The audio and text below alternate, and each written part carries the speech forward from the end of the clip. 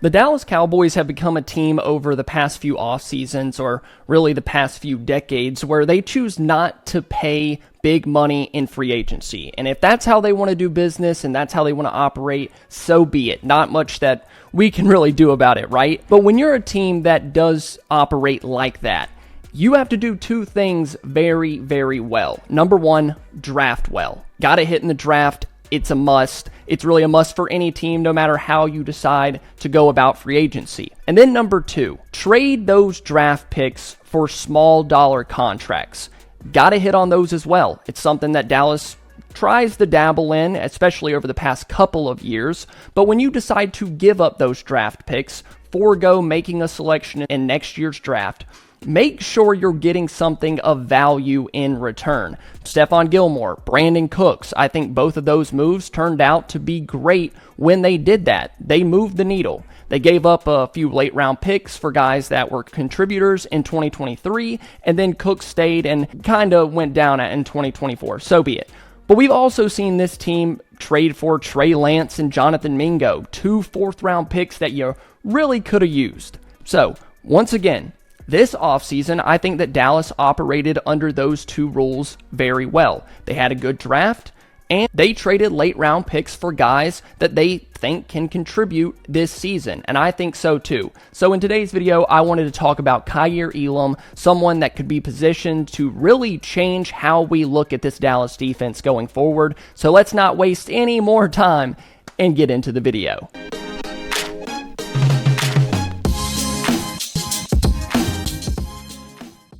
Elam was a first-round pick in the 2022 NFL Draft. The Buffalo Bills selected Elam 23rd overall out of Florida. During his rookie season, he played in 13 games, starting 6 of those, recording 41 tackles with 2 interceptions.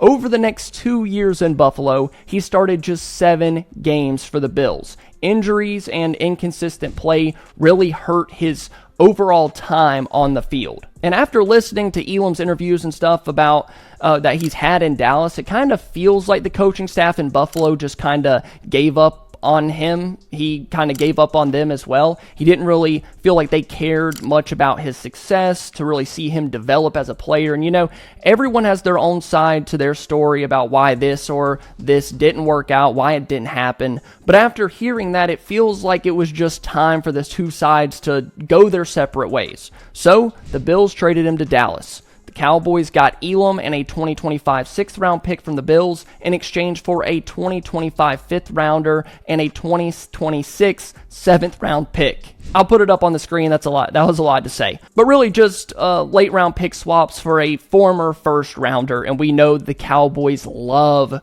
their pre-draft grades. I'm not sure there's another team in the NFL that trusts their scouting department as much as Dallas does, because they put their entire $10 billion business on the line for it. But if they feel like they got a high grade on a guy and they can get him for cheap and have that cheaper rookie contract, they're going to do it. It's a gamble, a very low-risk one, but it is still a gamble, and thankfully they made this move this offseason. When it happened, I wasn't all that impressed, but after breaking down the cornerback room, I made a video about it. This unit is decimated, right? You can just go down the list. Trevon Diggs, still recovering from his knee injury, ACL injury. They drafted Ravel in the 3rd round. He's coming back from an ACL injury, but he's also a rookie. Then they have Josh Butler, who's still rehabbing from his ACL. DaRon Bland is getting back healthy from a foot injury. I know he played at the back half of the season, but he should be back to himself this year. And then Jordan Lewis walked in free agency. So when I talked about this in my roster preview, which I am going to continue to do, so if you're not subscribed and you want to see me talk about every single unit on this Cowboys team, go down there and hit that button. It helps the channel out a ton. So getting a former first rounder in Kaiir Elam, somebody that really hasn't worked out so far in the NFL, it does give you a little bit of hope because the traits are there. But another good thing about all of the recovery stuff, if we can find some silver lining here, be positive, it is that we get to see Elam early and often in OTAs, in minicamp, and then eventually training camp. We're going to get answers about him as a player and some of these other guys on defense. So, with Diggs not there, they're trying Bland in the slot, moving these guys around. Based on reports that we've seen from OTAs, Elam has been playing really well. There's been a good bit of positive talk about him around the Cowboys building. He's getting first-team reps on the outside, getting to work against guys like George Pickens and CeeDee Lamb.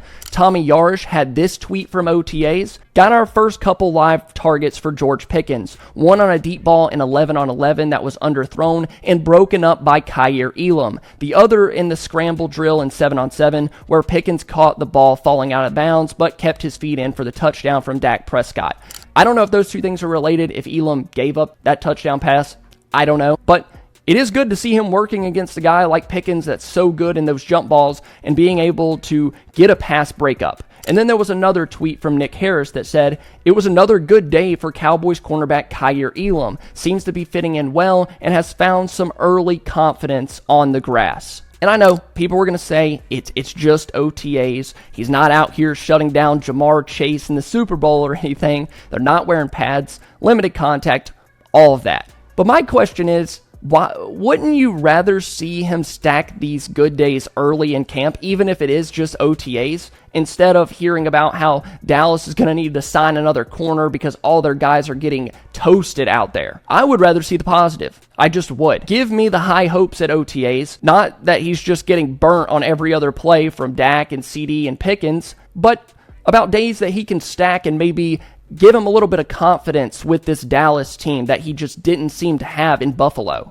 I've said it countless times at this point, and it works like this with a lot of first rounders in the NFL. Typically, guys get drafted in the first round because the tools are there. The makings of a first rounder are there, or he wouldn't have been drafted that high to start. Hell, the Bills even traded up for him in 2022. They just couldn't develop him, but now with Dallas, he might have a better shot with just a change of scenery, getting away from that coaching staff, and just going their separate ways. Brian Schottenheimer said in a press conference, sometimes there's an issue with fit. There's issues with different things, but the talent jumps off the film. Schottenheimer also said that Elam was consistently tracked as one of the fastest players throughout practices, and I forgot who reported it, but someone did mention that you could just tell that Elam, just the way that he was moving, how fast he is, was noticeable on the field. Even without shoulder pads, without going full contact, you can still tell when, especially with corners, if they're moving well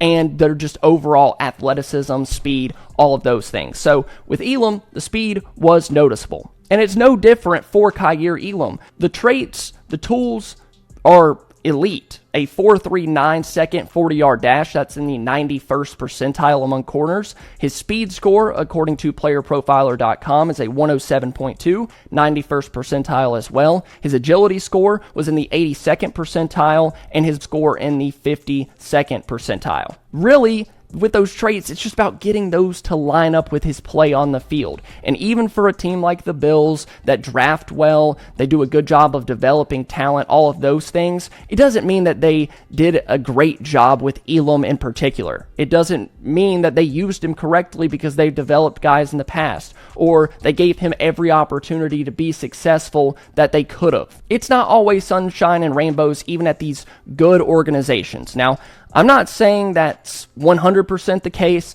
but there's a better chance that he's not good in 2025 than like he comes out and is an all-pro. That's just the nature of football. But my point is, just because the Bills decided to move on doesn't mean there's no room for him to grow as a player, right?